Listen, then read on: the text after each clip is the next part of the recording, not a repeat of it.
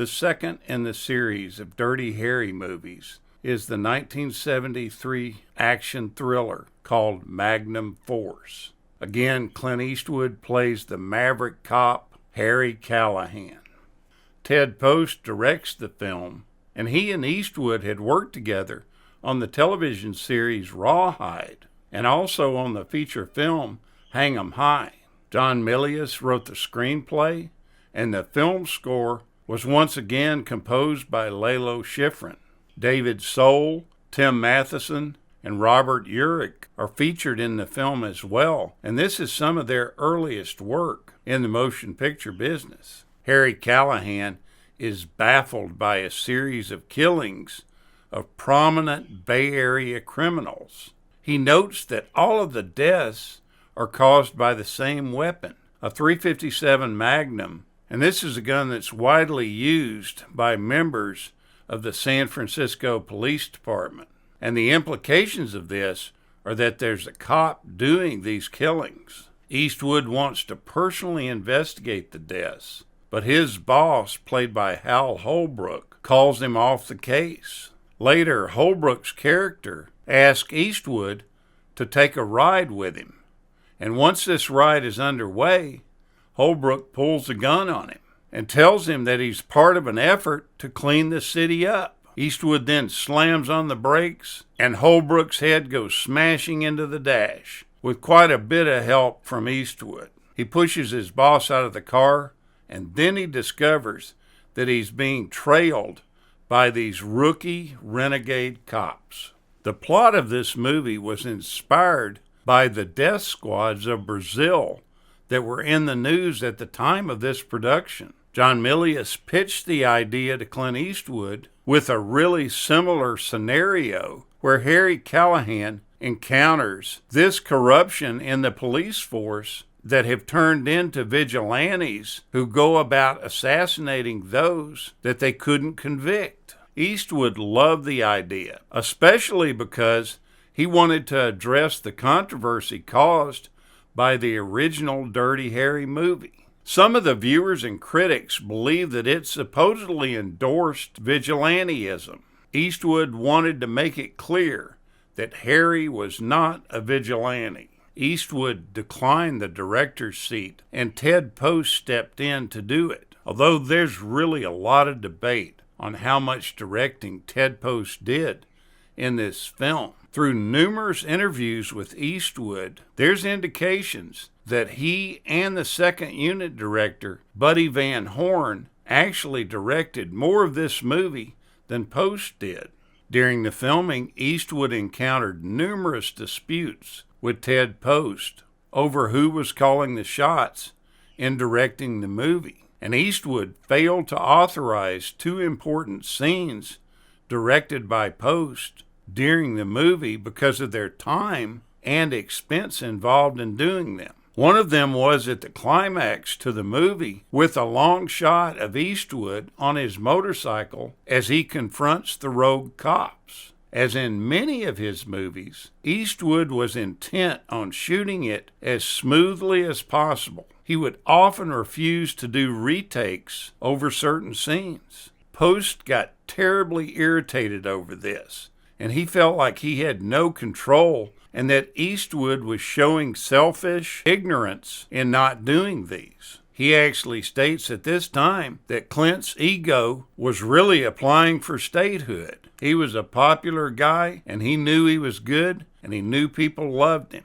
The director Post remained bitter with Eastwood for many years, and he claimed that those disagreements over filming affected his career after this film. I think that's one thing that makes Eastwood such a great director nowadays, is that he knows what his audience will expect and what they'll let him get away with. And the studios love Eastwood because he always comes in under budget and on time. He doesn't always look for the perfect situation when he shoots a scene. If he can get 70% of what he wanted worked out, that's good enough for him because he knows that his audience will accept that. Albert Popwell played the pimp in the movie, and he was always in the Dirty Harry movies. He always played a different character in each movie. He was the bank robber in Dirty Harry. He was the pimp in this movie. He was a black militant leader in The Enforcer. And he was Harry's partner, Horace, in Sudden Impact. As with the first film, Clint Eastwood performs almost all his own stunts. His face is clearly visible in several stunt sequences, especially when he's clinging to the hood of the car, when the car is swerving and moving, and it's him driving the motorcycle during the climax of the motorcycle chase sequence. The legendary stuntman Dar Robinson did do several of the motorcycle stunts, including the stunt where Davis rides the motorcycle off the aircraft carrier and into the bay, this being the end of the showdown between him and Callahan. During the title sequence of the film, Clint Eastwood provided the narration for his famous line from the original Dirty Harry movie. Apparently, Eastwood also wanted his hand to be the one that was holding the gun. The creative staff at Universal, who was responsible for this sequence, felt that Eastwood's hand would be too small and almost feminine looking when paired with the Magnum handgun. They decided to use a larger, more manly looking hand than Eastwood's own in this title sequence. In the movie, Carol McCoy, played by Christine White, hits on Harry after explaining the circumstances behind her divorce from Charlie. She pulls in close to kiss Harry when her rambunctious children interrupt them both. A phone call from Early Smith to Harry then forces him to cut short their date and extricates him from a clearly awkward situation. However, there are some publicity photos that circulated overseas showing Harry and Carol relaxed and kissing. A different version of this scene, where Harry succumbs to Carol's advances, was reportedly filmed, but that clip was discarded. It's from this discarded scene that the publicity photo came from. This movie made Hal Holbrook a recognizable star. When he learned that he had been cast in the film, he was just absolutely delighted. He later said that the reason was that since it was a sequel to the highly popular Dirty Harry from 1971, it meant that he finally would be in a movie that people would actually see. And he went on to be one of the most recognizable actors in Hollywood, both with his on-screen look and his voice. Now, John Milius, the screenwriter, went in and set up a scene where Clint Eastwood becomes involved with an Asian woman named Sunny. And this was done specifically because Clint Eastwood was receiving so many fan letters from Asian women that contained sexual propositions. So they went in and changed the script to highlight this part of Clint Eastwood's real life. He had women from Asia going crazy over him.